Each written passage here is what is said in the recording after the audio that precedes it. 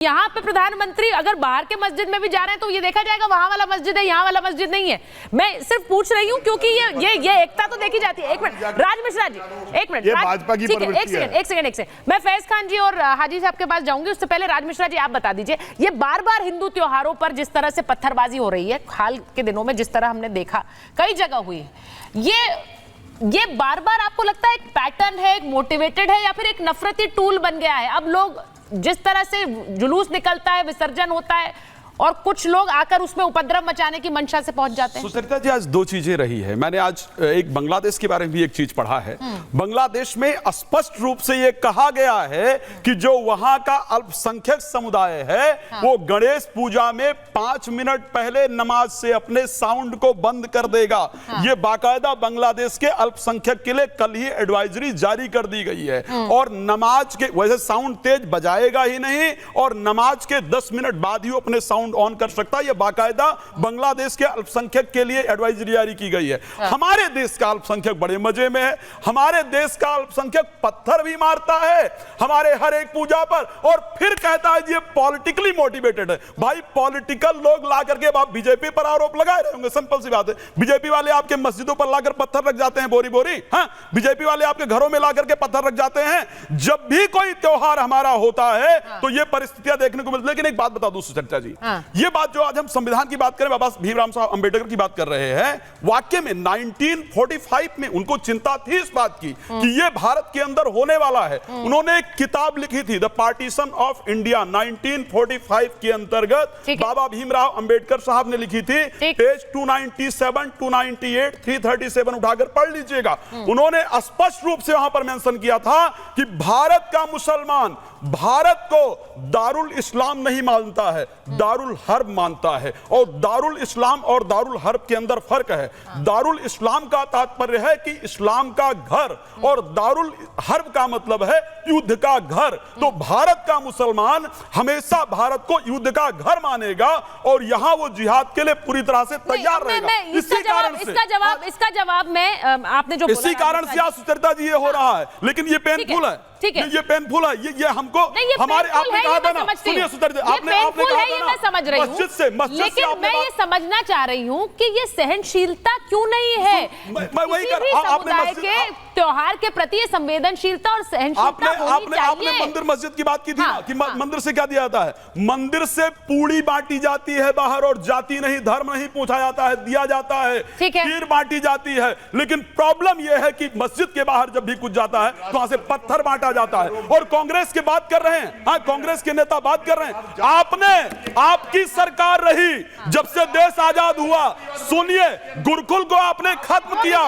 मदरसों की आपने वृद्धि की, गुरुकुल को खत्म किया, मदरसों की वृद्धि की, हिंदुओं को कहा बच्चे दो ही अच्छे और मुसलमान को कहा अल्लाह की देने बढ़ाते जाओ। इसका खामियाजा आज भुगत रहे। मैं एक बार हाजी साहब के पास जा रही हूँ, फैज साहब के पास जा रही हूँ। फैज साहब, बहुत दिनों बाद आप महाभारत में आए हैं, मुझे ये बताइए कि कई बार हमने पहले डिबेट्स की हैं, लेकिन ये सहनशीलता एक त्योहार के प्रति क्यों नहीं है? क्यों वे पत्थर बरसाए जाते हैं? क्यों हम ये नहीं सोचते हैं कि किसी व्यक्ति का त्योहार है, इसमें अशांति नहीं फैलानी है? और क्या जो बयान आते हैं, जो गुरु प्रकाश जी कह रहे थे, क्या बयानबाजी ये संवेदनाओं को कुरेदने का काम करती है, उन्हें खत्म करने का काम करती है? जब ये लोग बार बार कहते हैं कि वक्फ आ जाएगा तो हमारी मस्जिदें, हमारे मजार सब हमसे छीन लिए जाएंगे, क्या ये नफरत फैलाता है? बिस्मिल्लाहिर्रहमानिर्रहीम, रब्बि इश्रह ली सदरी व यस्सिर ली अमरी वहलुल उक़दतन मिन लिसानी यफ़क़हू क़ौली। देखिए सुचरिता जी, गढ़ रहा है कर्नाटक इस भारत की संस्कृति का। कर्नाटक के सभी जिलों में मेरा लेक्चर हुआ, युवा ब्रिगेड ने करवाया है। युवा ब्रिगेड में 90% से ज़्यादा सनातनी युवक युवतियां हैं, मेरा बहुत सम्मान करते हैं। यद्यपि मैं मुस्लिम धर्म से हूं, फिर भी वहाँ पर ऐसी घटना होना निंदनीय है। ये वो देश है, ये कर्नाटक और पूरे भारतवर्ष में सनातनी माताएं सुबह फजर की नमाज के बाद अपने बच्चों को लेकर मस्जिद के बाहर खड़ी होती हैं कि नमाजी आएंगे तो उनको फूकेंगे। ये उदारता सनातन की है। यदि सनातन इतनी उदारता दिखाता है तो मुसलमानों को भी चाहिए कि वास्तविक रूप से कुरान शरीफ में जो कहा गया लकुम दीनकुम वलिय दीन, भाई आप अपने दीन पर रहो, वो अपने दीन पर रहें। ला इखराफिद दीन, दीन के मामले में कोई जोर ज़बरदस्ती नहीं होगी, इस बात का पालन करना चाहिए। लेकिन जब वक्फ के मैटर पे जाकिर नालायक जैसे लोग मलेशिया में बैठकर स्टेटमेंट देते हैं कि मस्जिद, मदरसे, खानकाहें, कब्रिस्तान, दरगाहें सब छीन ली जाएगी, तो यहाँ के कुछ नासमझ लोग उसके समर्थन में रैलियां करते हैं, स्कैनर चलाते हैं, जबकि ये जो कानून आ रहा है ये मस्जिदों को और वक्फ की प्रॉपर्टी को व्यवस्थित करने के लिए है, महिलाओं को उनकी भागीदारी देने के लिए, जो कि इस्लाम भी कहता है।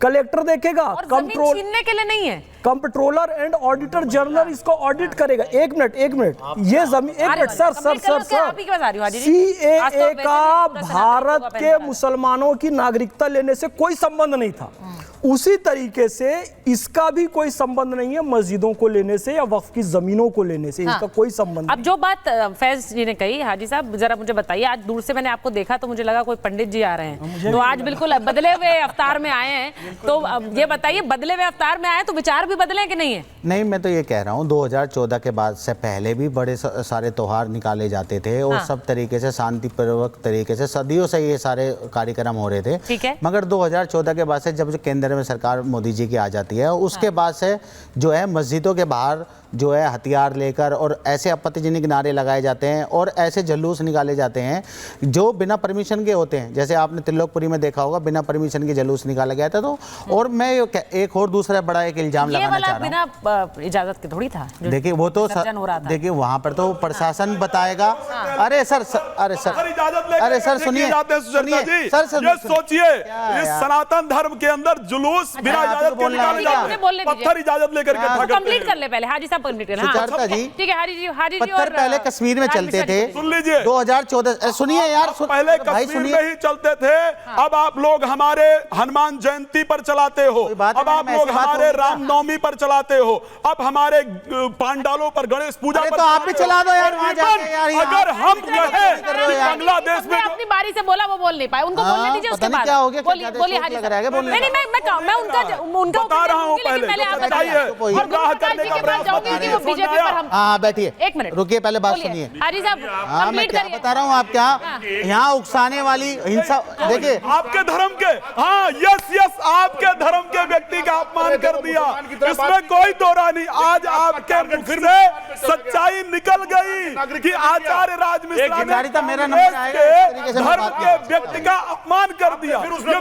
बिल्कुल आपको यही पीड़ा अगर सनातन के प्रति हुई मेरा अनुरोध है, वो जरा अपनी बात कंप्लीट कर लें हाजी साहब। और वो गंभीर आरोप लगा रहे हैं गुरु प्रकाश जी आपकी सरकार पर, बीजेपी पर, जरा बोलिए। नहीं, मैं कांग्रेस पे भी इल्जाम लगा रहा हूँ। अभी तक जहाँ पर ऐसी यात्रा निकल रही थी वो जहाँ भाजपा के शासित प्रदेश थे, मगर अब हिमाचल देख लीजिए आप कर्नाटक में भी ये वाली जो आग बार बार लगाई जा रही पत्थरबाजी की और इस तरीके का जो पूरा माहौल, और एक रतलाम में भी एक घटना हुई थी मध्य प्रदेश में, अभी झूठी और फेक थी वो, जो कि वहाँ के एसपी साहब ने पूरा उसका खंडन किया, अगले दिन ही उनका ट्रांसफर हो जाता है। तो किस पार्टी को दंगे से, फसाद से, देश के ताना बाना को खराब करने से वोट बैंक मिलता है, ये जग जाहिर बात है। और मैं कहता हूँ ये कांग्रेस है, बीजेपी है, ये हवा में सब एक जैसे हैं और जहाँ जहाँ मुसलमान सब निशाने पे हैं। किसी की भी राजनीति, किसी का भी कोई त्योहार बिना मुसलमानों के खिलाफ जहर ना उगलकर कोई त्योहार नहीं बन रहा, कोई कार्यक्रम नहीं हो रहा, हर चीज पे निशाना मुसलमान। बिल्कुल सारी विपक्ष जितनी भी पार्टियां हैं, गणेश विसर्जन में हो रहे हैं, पत्थरबाजी गणेश विसर्जन में हो रहा है, आप कह रहे हैं निशाने पर मुसलमान है। ये देखिए, अगर कोई पत्थर चलाता है, हम कहते हैं अगर कोई पत्थर चलाता है और कोई ऐसी एक्टिविटी करता है, हम उसके साथ नहीं खड़े, हम उसको कंडेम करते हैं।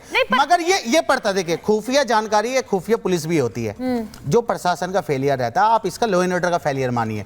उनके पास सारी चीजें होती हैं, उन्हें पता होता है कल क्या होगा। तो ये मैं सरकारों को कहना चाहता हूं, ये सरकारें जानबूझकर ऐसा चाहती हैं इस देश में, मुद्दों पर बात सरकारें चाह रही है